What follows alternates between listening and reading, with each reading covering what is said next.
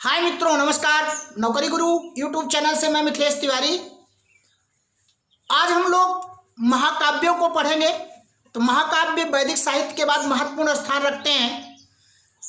तो महाकाव्य में दो मुख्य हैं, एक महाभारत और एक रामायण। तो रामायण की रचना महर्षि वाल्मीकि ने की, संस्कृत भाषा में की, और उसमें मर्यादा पुरुषोत्तम भगवान राम के चरित्र का वर्णन है। और महाभारत में कौरव और पांडवों के युद्ध का वर्णन है, सभी लोग जानते हैं। और महाभारत का ही एक अंश है श्रीमद् भागवत गीता। श्रीमद् भागवत गीता की मुरीद सारी दुनिया है। तो आए हुए प्रश्नों को हम एक एक देख लेते हैं और समझ लेते हैं। तो महाभारत, जिसके तीन नाम मिलते हैं, जो संस्कृत में लिखा गया है। पहला नाम जय संहिता, दूसरा नाम भारत और तीसरा नाम सतसहस्त्री संहिता। तो तीन नामों से आच्छादित है महाभारत, और जिसकी रचना वेद व्यास ने किया था।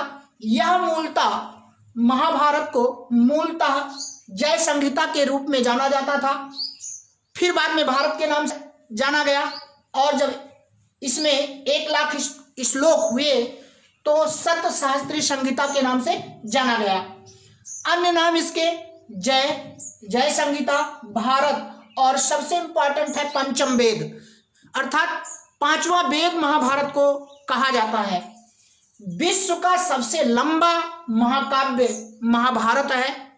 विश्व का सबसे लंबा महाकाव्य महाभारत है, और वर्णन पांडवों और कौरवों के युद्ध का हुआ है। श्रीमद् भागवत गीता प्रमुख भाग है महाभारत का, और इस श्रीमद् भागवत गीता में मोक्ष के साधन के रूप में जन्म, कर्म और भक्ति का महत्व बताया गया है।